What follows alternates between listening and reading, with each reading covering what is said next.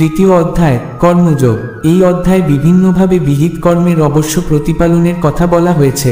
প্রত্যেক মানুষের উচিত নিজের বর্ণ ও আশ্রম অনুসারে বিহিত কর্ম করা। কেন এই কর্মগুলি করতে হবে? না করলে কি ক্ষতি, করলে কি লাভ, কোন কর্ম বন্ধন সৃষ্টি করে আর কোনটি মুক্তির পথ খুলে দেয়, এইসব বিষয় স্পষ্টভাবে আলোচনা করা হয়েছে। অর্জুন তখন প্রশ্ন করলেন, হে জনার্দন, আপনার মতে জ্ঞান যদি কর্মের চেয়ে শ্রেষ্ঠ হয়, তবে আমাকে এই হিংসাত্মক কর্মে কেন নিযুক্ত করছেন? আপনার নানা অসঙ্গত কথায় আমার বুদ্ধি বিভ্রান্ত হচ্ছে।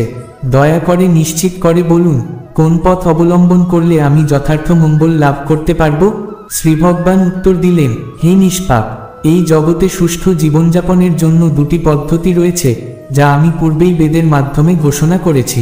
ধ্যানশীল ও বুদ্ধিমানদের জন্য জ্ঞানযোগ, আর কর্মঠ লোকেদের জন্য কর্মযোগ। কর্ম না করেই কেউ নিষ্ক্রিয় আত্মার রূপে নিজেকে উপলব্ধি করতে পারে না বা মোক্ষ লাভেও সক্ষম হয় না। শুধু সন্ন্যাস গ্রহণ করলেই ব্রাহ্মস্থিতি লাভ করা যায় না, কেননা কাজ না করে মানুষ এক মুহূর্তও থাকতে পারে না। প্রাকৃতিক স্বভাবের বশে সকলেই কোনো না কোনো কর্মে লিপ্ত হয়। তাই হে অর্জুন, জ্ঞান আর কর্ম দুটিরই সঠিক সংযোগ ও প্রয়োগে জীবনের সার্থকতা নিহিত। সকলেই প্রকৃতির তিনটি গুণ সত্ত্ব, রজ এবং তম এর দ্বারা প্রভাবিত হয়ে অসহায়ভাবে কর্ম করে থাকে। কিন্তু হে অর্জুন, যে ব্যক্তি বাহ্যিকভাবে কর্মেন্দ্রিয়কে সংযত করে রেখে মনে মনে ইন্দ্রিয় সুখ, যেমন রূপ, রস, শব্দ ইত্যাদি বিষয়ের চিন্তা করতে থাকেন, তিনি মিথ্যাচারী এবং ভণ্ড। তবে যে ব্যক্তি মনকে সংযত করে ইন্দ্রিয়দের নিয়ন্ত্রণে রেখে অনাস্ত হয়ে কর্মেন্দ্রিয়গুলির মাধ্যমে কর্মে লিপ্ত হন, তিনিই প্রকৃত শ্রেষ্ঠ। তিনি সেই সব কর্মহীনদের তুলনায় অনেক উচ্চতর। তুমি শাস্ত্রে নির্দিষ্ট কর্ম পালন করো, কারণ কর্ম না করার চেয়ে কর্ম করা সর্বদাই শ্রেয়। কর্ম না করলে তোমার দেহযাত্রাও বজায় থাকবে না। ভগবানের প্রীতির জন্য যে কর্ম করা হয় সেটি কখনো বন্ধনের কারণ হয় না। তাই হে অর্জুন, ভগবানের উদ্দেশ্যে অনাস্তভাবে কর্মে প্রবৃত্ত হও। সৃষ্টির সূচনাকালে সৃষ্টিকর্তা প্রজাপতি যজ্ঞের সঙ্গে প্রজাদের সৃষ্টি করে বলেছিলেন, এই যজ্ঞের দ্বারা তোমরা দিন দিন সমৃদ্ধি অর্জন করবে। এই যজ্ঞই তোমাদের সকল অভীষ্ট পূরণ করবে। তোমরা শুভকর্ম দ্বারা দেবতাদের প্রীতিসাধন করো এবং দেবতারাও তোমাদের প্রীতিসাধন করবেন। এই পরস্পর প্রীতির মাধ্যমে উভয়ের পরম মঙ্গল সাধিত হবে। যজ্ঞের ফলেই সন্তুষ্ট দেবতারা তোমাদের মনোমত ভোগ্যবস্তু প্রদান করবেন। কিন্তু যে ব্যক্তি দেবতাদের প্রদত্ত বস্তু তাদের নিবেদন না করে নিজে ভোগ করেন, তিনি চোরস্বরূপ। সৎ ব্যক্তিরা যজ্ঞে নিবেদিত প্রসাদী অন্ন ভোজন করেন এবং সকল পাপ থেকে মুক্ত হন। কিন্তু অসৎ লোকেরা, যারা কেবল নিজেদের জন্য অন্ন রন্ধন ও ভক্ষণ করেন, তারা আসলে পাপান্ন ভোজন করেন। অন্যের দ্বারা জীবজগৎ টিকে থাকে আর বৃষ্টির ফলে অন্ন উৎপন্ন হয়। সুতরাং যজ্ঞের মাধ্যমে সমস্ত সৃষ্টির সার্থকতা ও সমৃদ্ধি অর্জিত হয়। যজ্ঞের ধোঁয়া থেকেই মেঘ উৎপন্ন হয় আর সেই মেঘ থেকে বৃষ্টি হয়। বেদবিধি থেকে যজ্ঞের উৎপত্তি, আর যজ্ঞাদি কর্মের মূলসূত্রই বেদ। বেদ পরমেশ্বর ভগবান থেকেই প্রকাশিত। অতএব সর্বশক্তিমান রুক্ষ সর্বদা যজ্ঞে প্রতিষ্ঠিত। হে অর্জুন, যে ব্যক্তি এই বেদবিধি ও যজ্ঞের চক্রকে অনুধ্যান না করে, ভগবানের প্রবর্তিত কর্মচক্রের প্রতি অবহেলা করে, সে ইন্দ্রিয়প্রায়ণ, পাপী এবং বৃথা জীবনযাপন করে। কিন্তু যে ব্যক্তি আত্মাতেই কৃত, আত্মাতেই তৃপ্ত এবং আত্মাতেই সন্তুষ্ট, তার কোনো কর্তব্য কর্ম নেই। এ জগতে সে কর্ম করুক বা না করুক, তার পুণ্য কিংবা পাপ কিছুই হয় না। কারণ আত্মজ্ঞানী ব্যক্তি নিজের প্রয়োজন পূরণের জন্য কারো সাহায্যের প্রয়োজন অনুভব করেন না। তাই হে অর্জুন, তুমি অনাস্ত হয়ে সর্বদা নিত্যকর্ম পালন করো, কারণ অনাস্ত চিত্তে কর্ম করলে মানুষ পরমেশ্বরকে লাভ করতে পারে। হে ভারত, যেমন অজ্ঞান লোকেরা আসক্তি বশে কর্ম করে, তেমনি জ্ঞানী ব্যক্তিরা অনাস্তভাবে লোকরক্ষার জন্য কর্মে লিপ্ত হন। তবে জ্ঞানীরা কখনোই কর্মে আসক্ত অজ্ঞান ব্যক্তিদের বিভ্রান্ত করবেন না, বরং তারা যোগের সমাহিত অবস্থায় নিজে কর্ম করে অন্যদেরও কর্মে প্রবৃত্ত করবেন। জেনে রাখো, প্রকৃতির গুণ দ্বারাই সমস্ত কার্য সম্পন্ন হয়। কিন্তু অহংকারে মোহগ্রস্ত লোকেরা ভাবে আমি সবকিছুর কর্তা। হে মহাবাহু অর্জুন, প্রকৃতির গুণ ও কর্মের প্রকৃত তত্ত্ব যিনি জানেন, তিনি বুঝেছেন যে প্রকৃতির গুণই সমস্ত কর্ম পরিচালনা করে। আত্মা আসলে নিঃসঙ্গ ও মুক্ত। তত্ত্বজ্ঞ ব্যক্তিরা কর্মের কর্তৃত্বাভিমান থেকে মুক্ত হয়ে থাকেন, কিন্তু অজ্ঞান ব্যক্তিরা প্রকৃতির গুণে মুগ্ধ হয়ে দেহ ও ইন্দ্রিয়ভোগ্য বিষয়ে আসক্ত হয়ে পড়ে।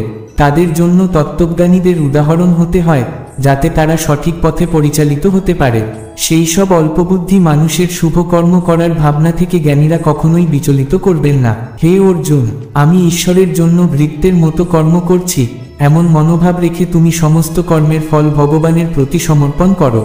কামনা ও মমতা ত্যাগ করে শোক ও দুঃখ শূন্য হয়ে নির্ভীক চিত্তে যুদ্ধ করো। যেসব মানুষ শ্রদ্ধাশীল, অসূয়াশূন্য এবং আমার এই উপদেশ অনুসারে কর্ম করে তারা কর্মবন্ধন থেকে মুক্তি লাভ করে। কিন্তু যারা অশ্রদ্ধাবান, আমার এই উপদেশের নিন্দা করে এবং তা পালন করে না, তাদের বিবেকহীন, জ্ঞানশূন্য এবং পরমার্থবিমুখ বলে জানতে হবে। জ্ঞানী ব্যক্তিরাও নিজ নিজ স্বভাব অনুযায়ী কর্ম করেন, তাহলে অজ্ঞদের আর কি কথা? সমস্ত প্রাণী নিজের স্বভাবের বশবর্তী হয়ে চলে। এখানে আমার বা কারো শাসন কিংবা নিষেধের আর কি ফল হবে? প্রত্যেক মানুষ ইন্দ্রিয়ের আনন্দদায়ক বিষয়ের প্রতি আসক্ত এবং দুঃখকর বিষয়ের প্রতি বিরক্ত হয়। তবে এই আসক্তি বা বিরক্তি থেকে মুক্ত হওয়া উচিত, কারণ এমন বশীভূত মনোভাব আধ্যাত্মিক উন্নতির পথে বাধা সৃষ্টি করে। হে অর্জুন, অতি সুন্দরভাবে পালিত পরধর্ম অপেক্ষা নিজের স্বধর্ম পালন, যদিও তাতে দোষ থাকে, অনেক ভালো। স্বধর্ম পালন করতে গিয়ে যদি দেহত্যাগও করতে হয় তবু তা কল্যাণময়, কিন্তু অন্যের ধর্ম পালন করতে যাওয়া সর্বদাই বিপজ্জনক। অর্জুন জিজ্ঞাসা করলেন, হে কৃষ্ণ, মানুষ কার দ্বারা প্রভাবিত হয়ে যেন নিজের ইচ্ছার বিরুদ্ধে জোর করে পাপকর্মে নিয়োজিত হয়? ভগবান বললেন, হে অর্জুন, এটা কাম, আর এটাই ক্রোধ। রজগুণ থেকে উৎপন্ন এই কাম এবং ক্রোধ হল সর্বগ্রাসী ও পাপাত্মক। কামই মানুষের পাপের প্রধান প্রেরণা। কাম প্রতিহত হলে তা ক্রোধে পরিণত হয়। এই কামকেই তোমার জীবনের প্রধান শত্রু বলে জেনে রাখো। যেমন ধোঁয়া আগুনকে আবৃত করে, যেমন ময়লা দর্পণকে ঢেকে দেয়, আর যেমন জরায়ু ভ্রূণকে আড়াল করে, ঠিক তেমনি কাম মানুষের ভগবজ্ঞানকে আবৃত করে ফেলে। হে কুন্তিপুত্র অর্জুন, এই কামই জ্ঞানীদের চিরশত্রু। এটি আগুনের মতো সর্বগ্রাসী এবং তৃষ্ণারূপে মানুষের বিবেক বুদ্ধিকে আচ্ছন্ন করে রাখে। ইন্দ্রিয়, মন এবং বুদ্ধি, এই তিনটি আশ্রয়স্থলে কাম অবস্থান করে। এই তিনের মাধ্যমেই কাম জ্ঞানকে আবৃত করে, জীবকে দেহের অভিমান দিয়ে অভিভূত করে তোলে। তাই হে ভারত শ্রেষ্ঠ, প্রথমে ইন্দ্রিয়গুলিকে নিয়ন্ত্রণ করো। জ্ঞান ও বিজ্ঞান ধ্বংসের মূল কারণ এই পাপাত্মা কামকে বিনাশ করো। জেনে রাখো, আমাদের স্থূল দেহের চেয়ে ইন্দ্রিয় শ্রেষ্ঠ ও বলশালী, ইন্দ্রিয়ের চেয়ে মন শক্তিশালী, মনের চেয়ে বুদ্ধি শ্রেষ্ঠ, আর সবকিছুর উপরে যিনি অবস্থান করছেন সেই আত্মা সর্বশ্রেষ্ঠ এবং সর্বশক্তিমান। জনক প্রভৃতি মহাত্মাগণ নিষ্কাম কর্মের মাধ্যমেই সিদ্ধি লাভ করেছিলেন। তাই হে অর্জুন, তোমারও উচিত লোক রক্ষার জন্য নিষ্কামভাবে কর্ম সম্পাদন করা। কারণ কোনো সম্প্রদায়ের শ্রেষ্ঠ ব্যক্তি যা কিছু আচরণ করেন, সাধারণ মানুষ তা অনুসরণ করে। সুতরাং তোমার কর্মই অন্যদের পথপ্রদর্শক হবে। অন্যান্য সাধারণ ব্যক্তিরাও শ্রেষ্ঠ ব্যক্তিদের আচরণ অনুসরণ করেন। তিনি যা কর্তব্য বলে স্থির করেন, অন্য লোকেরা তাইকেই নিজের কর্তব্য হিসেবে গ্রহণ করে। হে পার্থ, এই ত্রিভুবনে আমার কোনো কর্ম করার প্রয়োজন নেই। আমার প্রাপ্তব্য কিছু নেই, আবার অপ্রাপ্তব্য কিছুই নেই। তবুও আমি সর্বদা কর্মে লিপ্ত থাকি। কেন জানো? কারণ যদি আমি কর্ম না করি তাহলে সমাজের অন্য মানুষও কর্ম পরিত্যাগ করবে। হে অর্জুন, যদি আমি কর্মে প্রবৃত্ত না হই তাহলে এই জগৎ উৎসন্নে যাবে। আমি যদি কর্ম পরিত্যাগ করি তবে বর্ণসংকর সৃষ্টি হবে, যার ফলে ধর্মের লোপ ঘটবে এবং তা প্রজাদের বিনাশের কারণ হবে। তাই হে অর্জুন, তুমি নিজেকে ইন্দ্রিয়, মন ও বুদ্ধির অতীত সেই আত্মা হিসেবে জানো। জ্ঞানের দ্বারা তুমি নিজের মনকে স্থির করো এবং এই অজ্ঞানের মূল দুর্জয় তৃষ্ণারূপ কামকে সমূলে বিনাশ করো। এইভাবে তৃতীয় অধ্যায়ের অন্তিম শ্লোকে এসে আমরা বুঝতে পারি যে মানুষ প্রকৃতপক্ষে আত্মা। শুধু মানুষ নয়, এই বিশ্বজগতের সমস্ত কিছুই পরমাত্মায় স্থিত। পরমাত্মা থেকেই সবকিছুর উৎপত্তি এবং সবকিছুর বিলয়ও তার মধ্যেই ঘটে। একমাত্র পরমাত্মাই চিরস্থায়ী। আমি, তুমি কেউই স্বতন্ত্র নই। যখন তমগুণের প্রভাবে মনে অহংকারের জন্ম হয় তখনই সংসারের সৃষ্টি হয়। মনোরাজ্যে কাম বাসা বাঁধে, মনকে আশ্রয় করে নানা রকম সুখের কল্পনা করে। বুদ্ধি কামের প্রভাবে মলিন হয়ে এইসব সুখকেই সত্য বলে মনে করে। ইতি শ্রীকৃষ্ণ ভাবনাময় কর্মযোগ বিষয়ক শ্রীমদ্ভগবদ্গীতার 3য় অধ্যায়ের ভক্তি বেদান্ত তাৎপর্য সমাপ্ত।